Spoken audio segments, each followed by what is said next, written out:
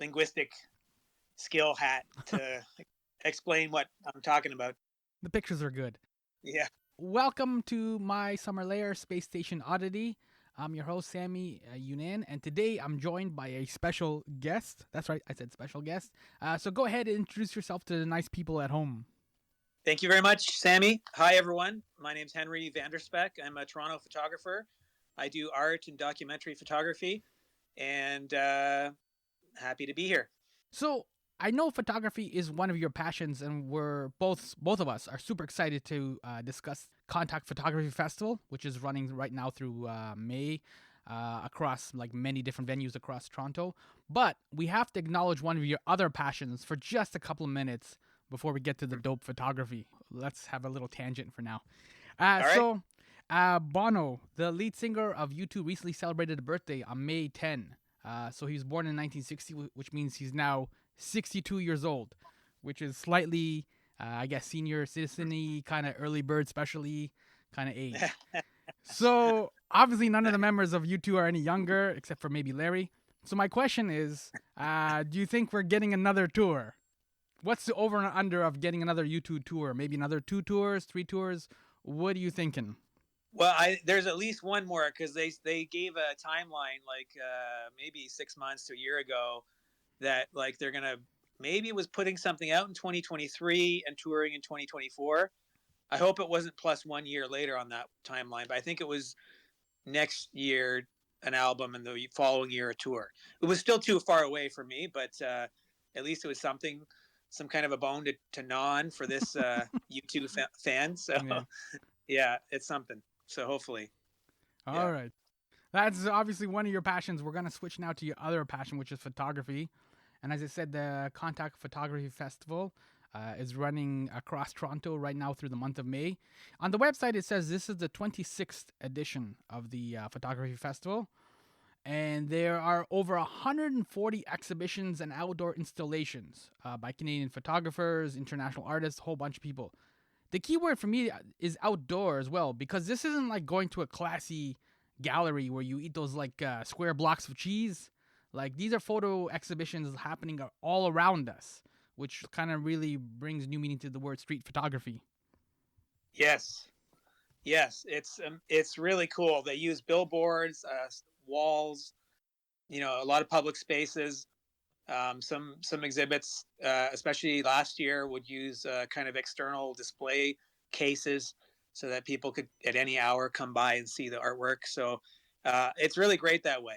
Any kind of, not just coffee shops and art galleries, but beyond that too. People are finding creative ways to get photo art out there, and it's great. Yeah, 26 years too. It's a good run they're carrying on with. Mm-hmm. I'm glad to be part of it too. Yeah, we're gonna get to that in a second. I remember the this is obviously pre-pandemic, but David Byrne did a whole bunch of bus shelters. You know how they have like the little posters in bus shelters, and it's usually like an ad for insurance or something like this. But it was kind of taken over by David Byrne, and that was kind of cool because again, like that's going where the people are. Like you're just waiting for the streetcar or for the bus or whatever it is, and you get a little bit of art in your day, which is kind of a nice little injection. Yes, I appreciate that for sure. And when I start sharing about some of the exhibits, I'm going to mention one or even two that are in Nathan Phillips Square that kind of play with that. Go to the people. Mm-hmm. Don't make the people go to you, kind of thing. So yeah. And speaking of the people and speaking of photography, we got to talk about your exhibition. So this is full disclosure. You have an exhibition at Contact. So give us a breakdown of what it is. This is pretty interesting. Put people on notice of what your on notice is. There you go. Well done. So yes, my exhibit is On Notice. And if you've ever been put on notice, you'll know the pain. One more strike and you're fired. Yes, one more strike and this relationship is over. Sorry to touch on some raw nerves, but there's raw nerves. Yes, and there's raw nerves in this city because of the construction and redevelopment that's happening everywhere. I feel that. I know other people do too. And that's kind of where my exhibit taps into, because you see the notice of development signs all around the city, especially downtown core. And it occurred to me 4 or 5 years ago because I do like a weekly photo walk at least once a week as an artistic discipline, and anything that's interesting visually can become a theme. And at some point, I realized these signs are everywhere. I'm just going to start, documenting them as one element of many things that I might take photos of as I go out for my walks. So now it's about 5 years since I started doing that, incidentally, along the other things that I document. And I was given the opportunity to have a few of the images in a short film that touches on these signs and how well or how not well they engage people. So, and that's called Excluded by Design, a short documentary film. Mm-hmm. And it has a civic activist named Dave Meslin.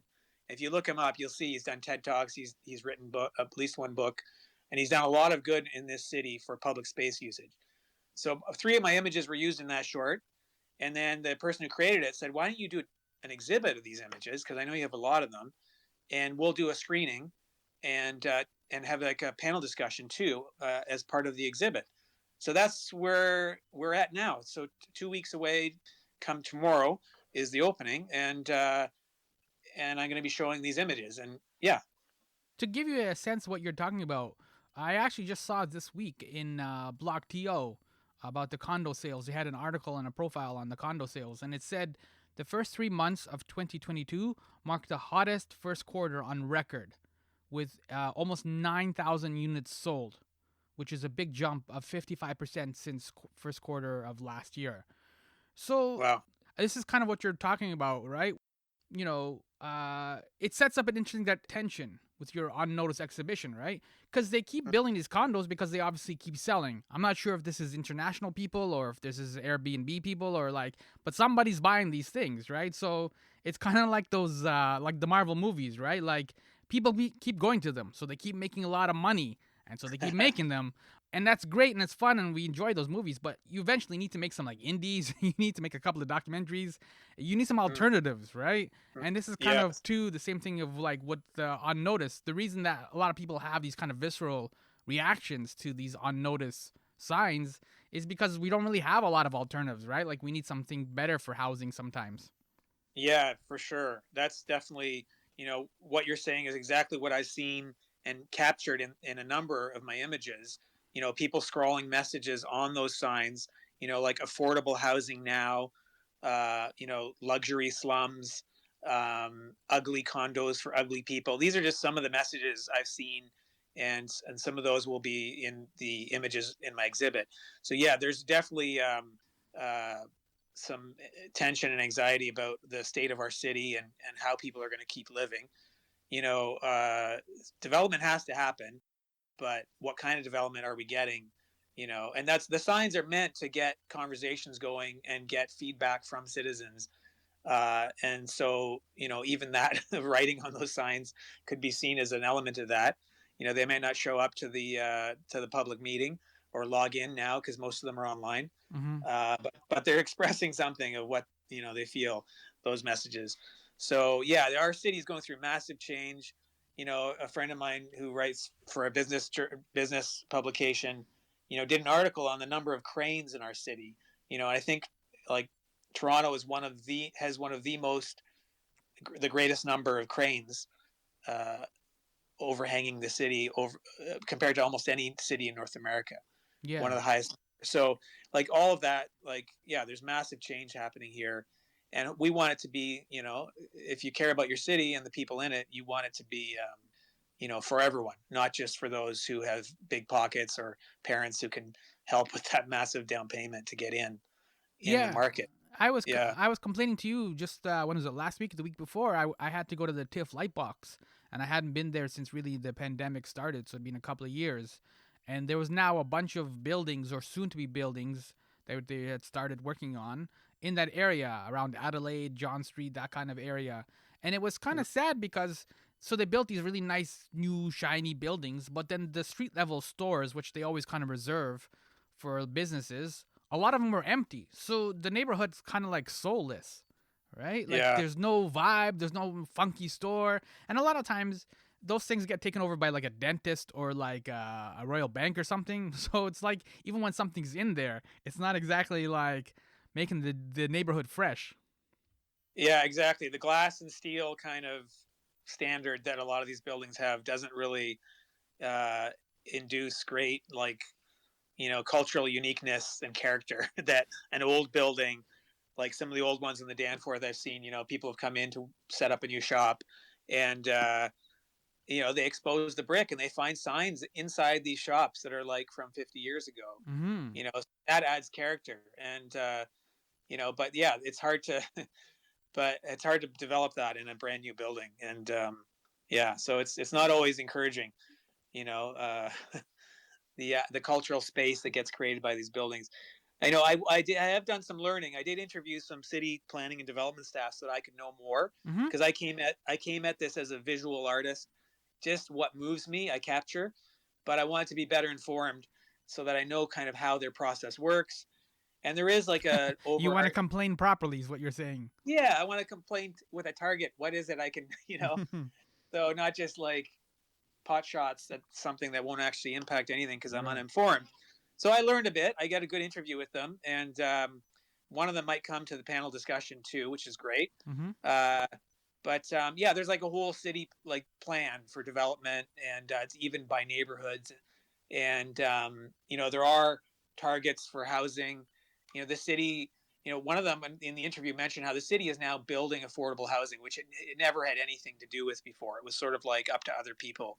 So there is some leadership happening on some of these issues that are definitely raw nerves for citizens here, and hopefully those will play out well for us. But it's kind of a long road. But yeah, there's some initiatives that are hopeful, even even as there's some discouraging things. We're losing old buildings, we're losing some unique character and culture. Mm-hmm.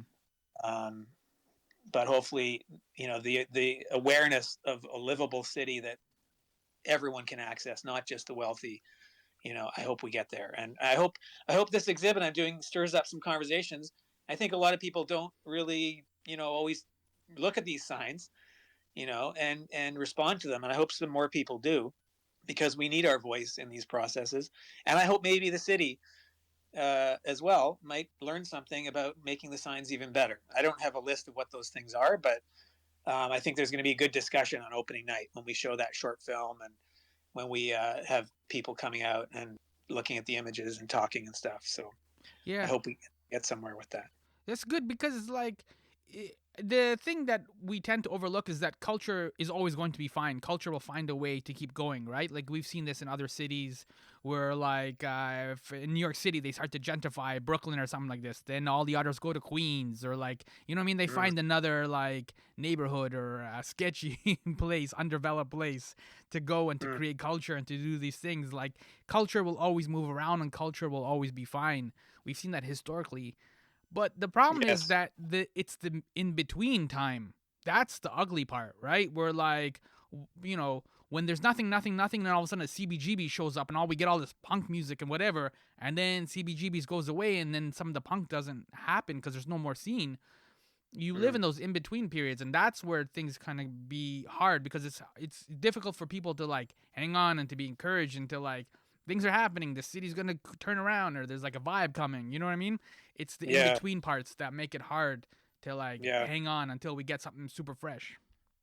Yeah. Sometimes I guess it's like incubation periods, right? You don't know what's going on under the surface, and then something breaks through and comes up, and but there was maybe something going on, but it took a while to get there. So Mm-hmm. yeah, yeah, So let's keep rolling. So yours is I'll put obviously all the links and stuff for all these exhibitions that we're talking about in part of the show notes and stuff. But if you go cool. to scotiabankcontactphoto.com, scotiabankcontactphoto.com, you can see Henry's on notice as well as some of the other ones that we're going to talk about today. So the first one that you mentioned to me was Tyler Mitchell. Yes. So I can say just briefly, he's an American artist and photographer and filmmaker based in Brooklyn. And his work has narratives about Black beauty and desire. And I am reading from his bio. So, embracing themes of the past and creating fictionalized moments of the imagined future, characterized by visual representation of Black life that emphasizes empowerment, play, and self determination, often inspired by pastoral and domestic scenes from his upbringing in suburban Georgia. So he actually made history because he was the first black photographer to shoot a cover of American Vogue magazine for Beyonce's appearance in that year's issue, Yeah, I September remember issue. that. Yeah, there's some Yeah, like Gordon Parks quality to his work. that's a real compliment for sure. And it Mm. actually mentions in his bio that one of his exhibits was shown at the Gordon Parks Foundation in Pleasantville, Oh, New York. there you go. So Yeah. So well said, well yeah, said. And but I'm going to mention Gordon Parks later in another photographer that I have here to talk about. yeah. So his exhibit is actually spread across 3 different venues. Mm-hmm. It's called Cultural Turns, and it's at Metro Hall. Uh, uh, it's at some billboards in Toronto, and there's also a conversation that's going to happen. So I mean, his work is really beautiful. Mm-hmm. There's billboards at DuPont and Dovercourt. Um, Which is the theme we were talking about too, right? Like this is outdoor stuff too, like billboards. You know what I yes, mean? Like yes, so it's not again not necessarily like going to a gallery where you got to tuck in your tuxedo T-shirt. Like it's all around you. all right, absolutely. I was just on King near TIFF Lightbox, King and like Duncan maybe, or King and John, and right there where Metro Hall is, all the way along on the south side of King Street, are his images, and they're really stunning. If you go to the Contact Photo Festival's main office, it's at 80 Spadina, and they have some on display in there as well in Oh, the cool. Contact Good Gallery. tip. Yeah, so 80 Spadina, and then Metro Hall on King near John or Duncan, Mm-hmm. and then billboards, uh, Davenport and DuPont. So really beautiful stuff, like really powerful imagery. I really appreciated seeing his. I saw the ones at 80 Spadina as well. So yeah, so powerful imagery, definitely great. He's like one of the highlight artists for Contact this year for sure. So that was Tyler Mitchell. Tyler Mitchell Cultural Turns. And then Yeah, what do you have next? You have another recommendation. That was a good yeah. one right off the bat, I've got Tyler. a I've got a bunch. I've got Alberto Giuliani. He's got ones called Surviving Humanity. Yeah, yeah. Uh, this one's at Brookfield Place, 181 Bay Street. And he's got freestanding walls positioned throughout the Alan Lambert Galleria. So that's that nice big open space Mm-hmm. in Brookfield Place. And his work focuses on forces at work across the globe to safeguard ecological and societal longevity. Yeah, there were some sci-fi elements to this one. Yes, Like it's kind of yes. like not a hardcore sci-fi movie, but kind of like almost like a society kind of eking towards Blade Runner or something like that. You know what I mean? Yeah, really interesting stuff. It looks like, some of the places in the images look like, people buckling down after like a horrendous global event, Mm-hmm. and you're going to survive in the Arctic or in the desert in these little structures. And his bio, he says, telling stories is my mission. I do it by taking pictures of the world's leading magazines, shooting videos for big companies and NGOs. So he's written for Vanity Fair, El País, Marie Claire, Stern, and others. So he's got quite a legacy, quite an impact of his work so far. And this exhibit looks like a great one to check out. Yeah. Absolutely. He's Yeah. the Italian one too, right? The like he's based in Mm-hmm. Italy, so that's Yes. also kind of neat too because it's like you like this isn't just like a local thing or like anything like that. Like even though it is based in Toronto, we get a lot of really cool international photographers. And sometimes the Instagram algorithm it kind of boxes you in, right? And you don't Mm-hmm. get to see other like different photographers and different work. So this is also Yes, kind of definitely. neat to kind of like I never heard of this dude before you sent it to me, and I was like, oh, yo, like I said, I like the sci-fi kind of elements that run through his work. Yeah, it's really interesting. And yeah, that's the great thing about Contact, getting global artists here. If you go to his page on the Contact site, he's got an interesting story about someone predicting his future, which kind of ramped up um, his workload because he was worried about what his future was. So I won't give that away, but you go to his site, you read that. Okay. Yeah. So the next one, if I can jump ahead, Mm-hmm. is Anastasia Samoylova. It's an Okay. American artist. She works. This is from her site. She moves between observational photography, studio practice, and installation. Mm-hmm. By utilizing tools and strategies related to digital media and commercial photography, her work explores notions of environmentalism, consumerism, and the picturesque. So hers is called Flood Zone. I actually heard about this maybe last year because it was on display in the U.S. and it is set in Davisville subway station. So Davisville and Yonge Street. Mm-hmm. And she has large-scale sun-drenched images that draw attention to the rising water levels encroaching on Miami and other Florida shorelines. Signs of the impending disaster are not always easy to see, often eclipsed by bright colors, seductive facades, and our collective will to overlook them. That's Miami in a nutshell. They should use that for the tourism. Yeah, that's right. So Yeah, there's a lot of neon and a lot of light, but there's a lot of dark too. a lot of collective will to overlook the dark. Yeah.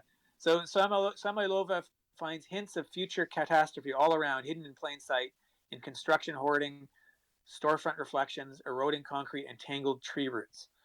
So they are really interesting images, and you see like, yeah, the bright things in contrast with the, you know, the troubled things within the same scene. So there's a lot written here. It got a lot of good public attention, and it's great that it's here in Toronto to be able to be seen. Yeah, it kind of as well. has shades of Bertinsky stuff, Edward Bertinsky, like kind of like the environmental, like disaster and doom kind of. Not that I'm trying to like make it negative or anything, but it's that kind of like this is the impact of these things that are happening. Yes, you're right. You're right. It's maybe a bit closer up. Mm-hmm. Like Brzezinski has those wide, broad vistas, and hers are a bit more closer to the scene of action. But yeah, I think it's the same kind of issues and dynamic. The ones you've given us so far, the recommendations, they all, even your exhibition too on Notice, they literally Hmm. are just about people noticing Hmm. aspects. Like Anastasia, you just were talking about it like now is like in terms of Miami, like she's getting close up like tangled tree roots and eroding concrete.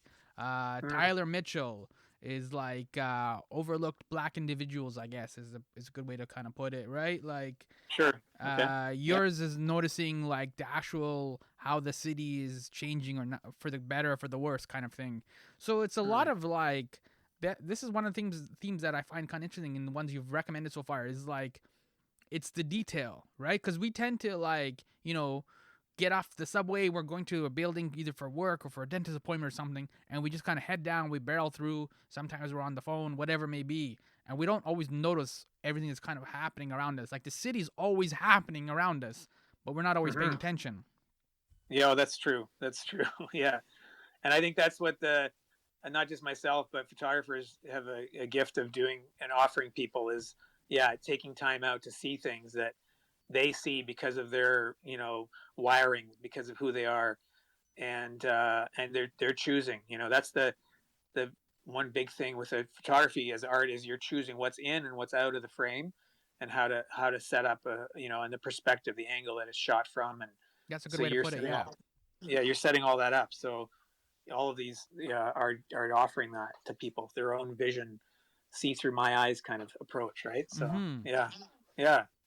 Well, Anastasia is going to be in a conversation with Sarah Nelman on May 25th. So if you get to the Anastasia Samoylova's page, there's a link at the top says related, and it's in conversation, and you click on that, and it'll get you info about the May 25th conversation you could participate in, where you hear her being interviewed about her work. So That's yeah, cool.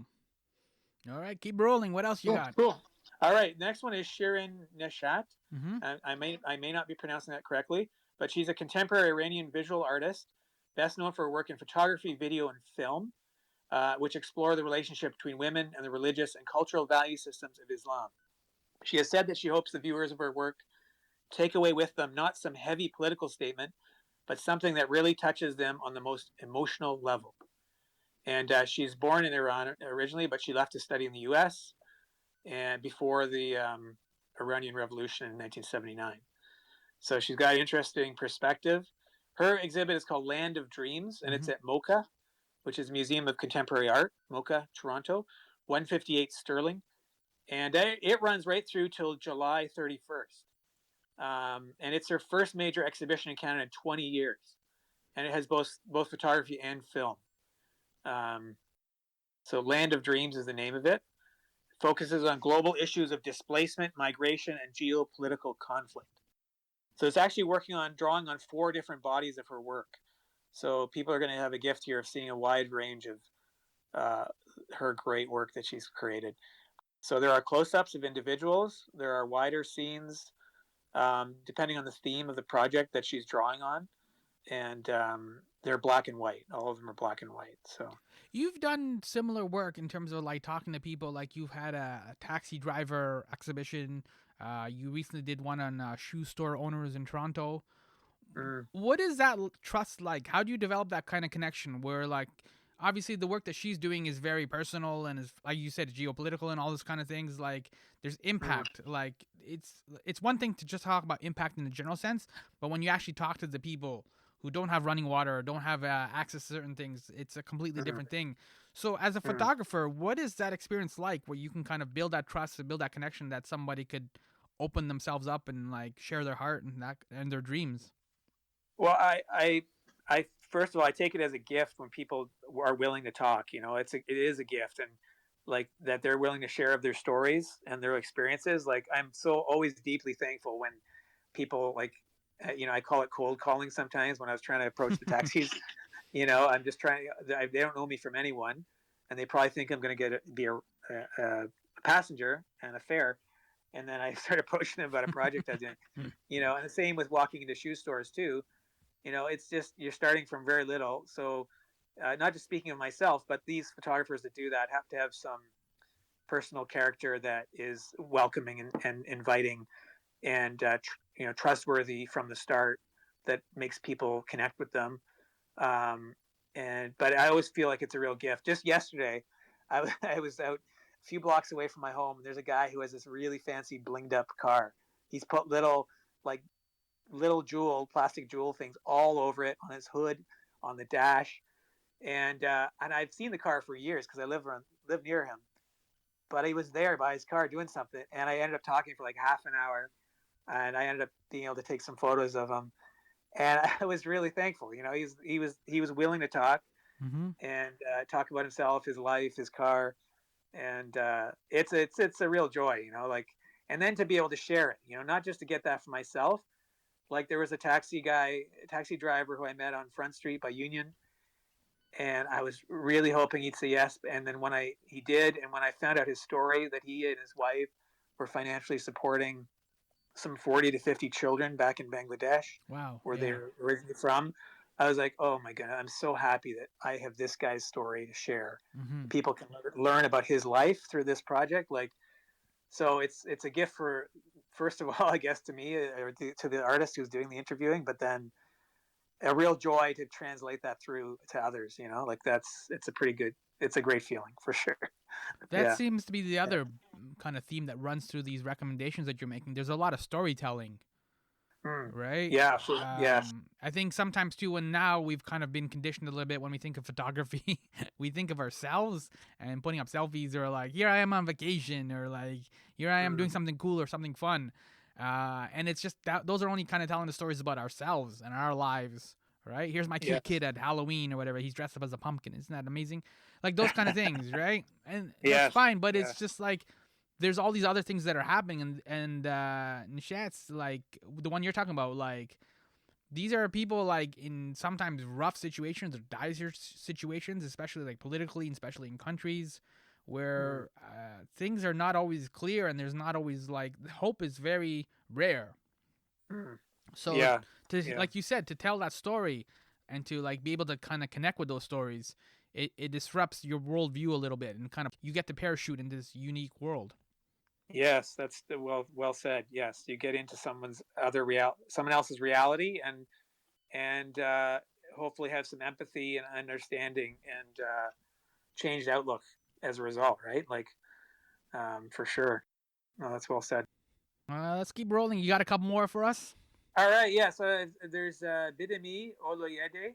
Mm-hmm. Um, I met him. Actually, we were both walking down Yonge Street with our cameras, and So back local maybe in kid, the I guess, Toronto kid. yeah. He's born in Port Harcourt, Nigeria, Mm-hmm. and lives and works in Toronto now. Uses black and white film to capture both vulnerable and vibrant images that tell a story about his subjects and community. He combines his passion for the historical medium of photography with his interest in the human condition. And that's actually a short bio of him from Nicolas Metivier Gallery. I went to his opening. He did an exhibit there last year or the year before, and it was combined with images from Gordon Parks. So a real honor and to have his images alongside images from Gordon Parks. And it was a powerful exhibit. Mm-hmm. And so he's a really talented photographer. His exhibit is called I Am Hugh, but there's a E in after HU, like in the hue is in the color, perhaps of one's skin, because Mm-hmm. he is a black photographer, Okay, and yeah. his images touch on black experience Mm-hmm. and identity, I would say. So I Am Hugh Man, Yeah. and it's actually in Brampton. It's the Peel it's a Peel Art Gallery. I don't have the full name, but it's PAMA, PAMA, in Brampton, on till the end of August. Um, and so these are presented as large-scale banners on the facade of the Peel Art Gallery, Museum, and Archives. And the focus is on the black male subject. Strong, vibrant, and inimitable, these men are immortalized at massive scale. Oh, cool. So, yes, a very large-scale photography. He does beautiful portraits. I like those. Um, Like when you see like a giant photo, like when we've been in a AGO or something like that, and you see it's really blown up, yeah, and it just kind of like it envelops you like the wind or something, like just all around you. yeah. It's really neat. So he has there's a quote here from the site where it says, through his intentional act of picture taking, Oilede reclaims the black subject and affirms their participation in the world. The tonality of his photographs recalls historical documentary style photography, thereby suggesting that these images are intended as archival records. Um, so really beautiful portraits. He's also doing an event called Family. It's a family fun activity, the art of photography. So if you find his page on the contact site, you'll also see a related link at the top. And I think it's late May, May 28th in the afternoon. There's going to be an activity for families to come and create images uh, based on what they can learn from Midimi. Oh, kind of like a what's that? Kids with cameras or cameras for kids or whatever that. There's Project Kids and Cameras. I don't know the program for this one, but Yeah, similar kind of vibe, right? uh, Where like kind of get into the mix a little bit. yeah, I think so. They're going to teach people, I think, how to create images. There's not a lot of description, but I'm sure if you go to the gallery site, they'll give you more for sure. One of the blurbs on the contact site, it says he uses a large format film camera. Oh yeah. Hmm. Does that dictate the like? Is it kind of like the medium is the message kind of thing? Like, does that dictate the gear that you use dictates the photos, or vice versa? Does it have an influence? It definitely does. So yeah, when I met him, he was shooting with film. I had film and digital. He was he. I know when he shoots with 35 millimeter, the regular standard, more common film format. He shoots Kodak Tri-X film, and it does have a very distinct look, and it's what was used by a lot of older, you know, historical documentary photographers. But then using a larger format one, you get a quality which is really incredible. Like the film gives something unique look as it is, and your choice of film will affect that. So his choice of that Kodak Tri-X film gives it a certain look already. But then choosing to use the larger format film, which is like a larger negative, you get a level of resolution uh, and sharpness as long as you're using a decent camera that's really like amazing, and that would allow him to blow up these images as large as what they're doing, because it would be like a better resolution even perhaps than a standard digital camera. So and it gives a distinct look, as he said, like this sort of documentary style. Mm-hmm. Using the film that he uses would definitely shape that. Absolutely, yeah, All right, couple more. yeah. All right. So this one, Ida Mulune, Water Life. It's called. It's at the Textile Museum of Canada. Um, she's born in Ethiopia. Very talented artist. She's exhibited in South Africa, Mali, Senegal, Egypt, Canada, the U.S., France, Germany, England, all over the place. Many galleries. Um, it says here, as one of the leading experts on photography from Africa, she's been a jury member on several photography competitions, most notably the Sony World Photography Awards in 2017, World Press Photo Contest 2017, Ooh. He's been featured in all kinds of publications: New York Times, Time Magazine, Atlantic, Vice, Guardian, Mm-hmm. British Journal of Photography. So all kinds of ways. So here exhibit, like the color is just astounding. The red and the blue, Mm-hmm. this color is incredible. So uh, the series Water Life was set in the arid salt flats region of Dalol, Afar in northern Ethiopia, one of the hottest and driest places on Earth. Artists' vibrant photographs address the impact of living without access to clean water on local women and girls while drawing attention to other communities around the world suffering from water scarcity. So it's just incredible images. Like the water is appearing in them. Access to water is an element of what's happening. But then these vibrant colors of red and blue, particularly other colors too, but those are the primary ones. They're just really quite astounding. The Uh, element that you're overlooking is that these are stage scenarios. A lot, yes, that's important yeah, to mention. because Yes, a lot of the ones you've mentioned before up till now were very much organic, as you say, working the scene, right? That's yes, when your maxims, I guess, work in the scene. So you kind of yes, wait for like I've seen you in action. So like you'll sometimes be in front of a really cool sign or really cool like store or something like this, and you're waiting for somebody with a character, maybe a guy with a dog or something, because it's a little ironic or whatever it may be, to kind of go by, and so you wait and you work the scene, which doesn't yes. always work out when I'm hungry.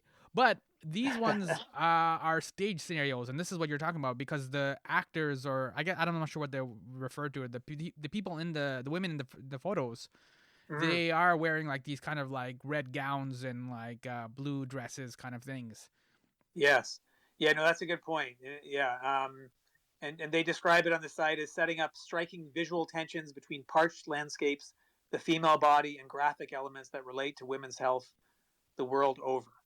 And she transforms cliched representations of rural life in Africa into powerful pictures of the inner lives of women, framed by the otherworldly architectural scenes and natural surroundings. So, yeah, it does really draw something out, the dynamics, the contrasts, and the staging for sure. But yeah, important to mention that for sure. Yeah.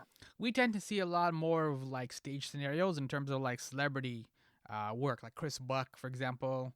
Mm. Annie Leibovitz does a lot of that kind of stuff too, right? Yes. Yes. But those are very striking images still, and very like they connect. But you can tell it's not like something like organic. Like Whoopi Goldberg didn't just end up in a bathtub full of milk randomly, right? Yes. Yes.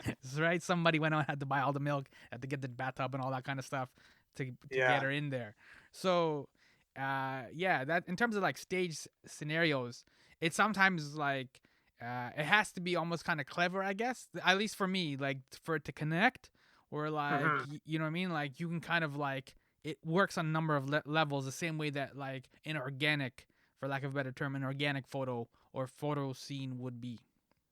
Yes. No, you're right. It does have to have something really unique to make it work. Yeah. They have to bring something fresh to it for Mm-hmm. sure. Yeah. Yeah. Shall I jump to last one or two, or Yeah, let's do one more. I think these are good sampling, right? Because we've covered yeah. quite a bit. We've dropped Gordon Parks a couple of times, which is always nice to give him a little bit of shout out. But we've had like a photographer from Brooklyn, one from Italy, um, one from Toronto. So yeah, where do you want to end up and go next? The last thing I'll share is actually what's happening at City Hall. Mm-hmm. And there's two exhibits there. One is a contact one. One is not really from contact, but it's worth mentioning. So at Nathan Phillips Square, City Hall, there's the Shine On exhibit, which is photographs from the BIPOC photo mentorship program. So Black, Indigenous, People of Color photo mentorship program. Quite a few artists. I can't list all their names, but they are, as we talked about earlier, on public display. If you look at the ramp that runs up on the right side or the east side of City Hall up to the top level, Mm-hmm. all along the curve of that ramp is a beautiful display of these artists' work. And so this is a project that went on for the last year or two, or was launched in September 2020 as a way to address systemic barriers faced by emerging BIPOC photographers. with the goal of encouraging diversity in the photographic industry. And since then, more than 210 mentorship opportunities have been offered by 100 professional photographers and members of the photographic industry from Canada and the US. So it's drawing on some of the people who have participated in this special BIPOC photo mentorship program. And they are really powerful images. There's a diversity to them in terms of style and content. But, if you go there, you're also going to have the chance to see an exhibit about Toronto's hip hop history, Project T-Dot, by Toronto photographer Anjani Charles. So that's also there. And if you walk up to the front doors of City Hall, it's kind of a covered area off to the left, to the west side. There's windows, and they're now covered with photos that were taken by Charles and Ajani Charles, excuse me, and pictures he's been making for over 16 years, all celebrating hip hop history in Toronto. Ooh. So both of those, great reason to get down to City Hall and see something and learn something about some talented artists. And absolutely. Not just that, but across the street from City Hall is the Blue Food Truck with the poutine and the gravy. That guy's got delicious gravy. So that was a hot tip. Yeah, that was a delicious recommendation. Hot tip. There you go. So you can learn about Toronto and get some delicious gravy too and poutine. So there you go. Yeah. Munch on that and stroll and take in some powerful images at City Hall. Absolutely. As I said, I will put all the links for these part of the show notes. But again, everything that Henry has talked about and I have talked about is at scotiabankcontactphoto.com. So you can go there for all the details. And it's really cool that we have this, just kind of go back full circle the way we started. We have a photography festival that runs through the city. Most people tend to think of cities as film festivals, and then we have a lot of those, right? We have the TIFF, we have Hot Docs, Blood in the Snow, all these kind of really cool film festivals. New York City has a lot of festivals, obviously, as well. But it's neat that just this 1 month of May, we get photography festival. Yeah, it's great, and it's great how long it's been running for. It's got a good legacy, good momentum behind it. It's awesome to have this for sure, and all throughout the city. So many venues. It's really it's a lot of fun. Where can people find you online to talk about your photos, or to see your IG, or to see what you're up to? Thanks, Sammy. I'm at culturesnap.ca online on my website, culturesnap.ca, and my Instagram is at culturesnap, all one word, at culturesnap. If you want to find me on Twitter, I'm at culture_snap. But find me first on Instagram, perhaps, at culturesnap. That makes sense, yeah. So thank you so much for hanging out and making these recommendations. And I know all I chipped in was poutine, but that was a very valuable contribution at the end there. Don't count that out for sure. Poutine's part of our culture here too. So. There you go. That's a positive note. Thank you. So that's it. Awesome. We'll shut it down, and then maybe we'll do a recap in June after that, and we kind of just talk about the ones that we've seen and which ones we liked and things like that. Nice. Thanks, Sammy. I enjoyed that. Very good. All right. Thank you so much. We covered quite a bit, but there's always room for more. Peace out. Yeah. Peace. Thanks, Sammy. Cheers. Originally recorded raw on Twitter Spaces, this has been my Summer Lair Space Station Oddity with your heartfelt host Sammy Yunan. Follow the host and remarkable podcast at My Summer Lair for Facebook, Instagram, and Twitter.